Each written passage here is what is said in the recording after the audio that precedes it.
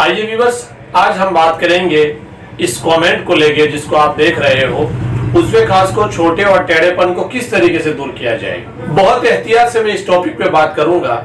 उज़्वे खास के अंदर जो प्रॉब्लम्स होती है, अगर वो नेचुरली है, कुदरती है और पैदाइश से है, तो इसको ठीक करना किसी का काम नहीं है, किसी मेडिसिन का काम नहीं है, किसी डॉक्टर्स का काम नहीं। हाँ, अगर सर्जरी से अगर कुछ हो सकता है तो इसके बारे में मैं कुछ नहीं कह सकता हूँ।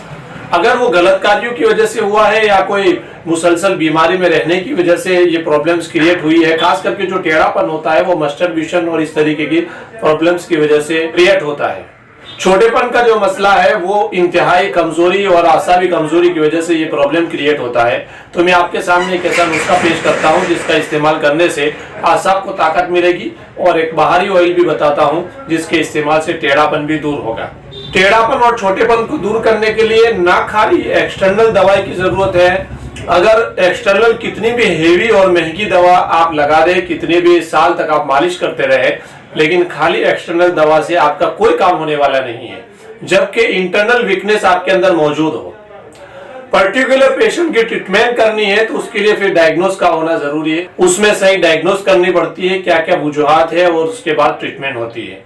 लेकिन मैं आपको आमतौर पर जो प्रॉब्लम्स होती है और उसके सॉल्यूशन में खास करके जिस तरीके से नुस्खाजात इस्तेमाल होते हैं, उसमें से मैं आपको एक नज़ीर बताता हूं जिसको इस्तेमाल करके आप अपने पेशेंटों का या फिर अपना इलाज कर सकते हैं। इसमें एक इंटरनल दवा है और एक एक्सटर्नल दवा है।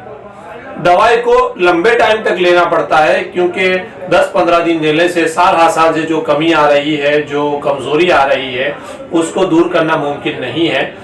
इसलिए उसको मिनिमम 3 महीने खाना जरूरी है। अगर आप 1 महीना खा के छोड़ देंगे और फिर ये गुमान करेंगे कि वीडियो में मैंने मुझे बताया था इतना परफेक्टिविटी से, लेकिन इसका रिजल्ट मुझे कुछ भी नहीं मिला, तो ये मेरी कोई जिम्मेदारी नहीं है। इसलिए आपको ख्याल रखना है कि दवाई को लॉन्ग टाइम तक लेना है। जब आप दवाई लेना शुरू करेंगे तो 15-20 दिन में आपको अंदाजा हो जाएगा कि ये दवा मेरे लिए फायदा कारक है और इस दवा के खाने से मुझे फायदा हो रहा है। इसके बारे में हम बात करते हैं। इसमें मुस्ली सफेद 10 ग्राम, सालब मिश्री 20 ग्राम, मरवारी 5 ग्राम, कुश्ते नुकरा यानी चांदी की बसम 4 ग्राम, गोंद कतीरा 20 ग्राम, लौंग 10 ग्राम, आकिर करहा 5 ग्राम और दालचीनी 10 ग्राम। ये पूरा फार्मूलेशन है। आप इन तमाम चीजों का पाउडर बना लीजिए और 1 नंबर का जो शहद है एकदम ओरिजिनल, उस शहद के जरिए से इसकी माजून बना ले। और माजून बनाने के बाद सुबह शाम गर्म दूध से उसका इस्तेमाल कीजिए और लगातार 3 महीने इसका इस्तेमाल करें। एक्सटर्नल मसाज के लिए आपको इस तरीके से ऑयल बनाना है। रुगन दालचीनी 10 ml, रुगन लौंग 10 ml, रुगन बेजे मुर्ग 10 ml, और इसके अंदर 2 जमाल गोटे के पीसेस डालने हैं और एकदम बेहतरीन इसको खरल करना है। इसको इस तरीके से खरल करना है कि जमाल गोटे की रड़क इसके अंदर मौजूद ना हो, एकदम सॉफ्ट तेल बन जाए।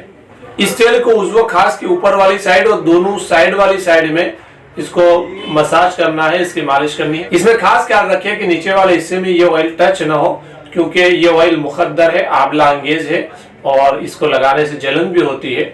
लेकिन खास करके जो टेढ़ापन हो जाता है, इसमें इस तरीके के मुखद्दर तेल यूज किए जाते हैं। एकदम लाइट तेल यूज करने से इसमें जल्दी से फायदा नहीं होता है। तो बस ये तेल की आप रोजाना मालिश कीजिएगा। कुछ दिन मालिश करने के बाद वहाँ फुंसियाँ निकलेगी, रेडनेस हो जाएगी और जलन जैसा हो जाएगा। जब जलन जैसा हो जाए तो रुगन चमेली की मालिश करनी। जब ये जलन वगैरह ठीक हो जाए, इसके बाद फिर दूसरी मरतबा फिर से मालिश करना शुरू करें। इस तरीके से आप 3 महीने तक ट्रीटमेंट करते रहेंगे तो ये जो आपकी प्रॉब्लम है वो सब ठीक हो जाएगी। इसके तो बस ये बिना पेशेंट को देखे हुए एक तजवीज है और एकदम मुतदिल तजवीज है। ये नुस्खा बहुत ज्यादा गर्म भी नहीं है, नुस्खा बहुत ज्यादा ठंडा भी नहीं है। ये ऐसा नुस्खा है कि आपके प्रॉब्लम भी ठीक हो जाएगा और बहुत ज्यादा गर्म भी नहीं पड़ेगा। अगर कोई ऐसा पेशेंट है, बहुत ज्यादा क्रिटिकल पेशेंट है और क्रॉनिक कंडीशन है, तो फिर उसके लिए अलग से डायग्नोस करनी पड़ेगी। इसके बाद उसके लिए कोई दवा तजवीज कर सकते हैं। तो बस उम्मीद करता हूं मैं कि इस कमेंट का अच्छे से जवाब आपको समझ में आ गया होगा। और आज के लिए इतना ही बस, और फिर हम एक नए टॉपिक के साथ आपकी मुलाकात करेंगे।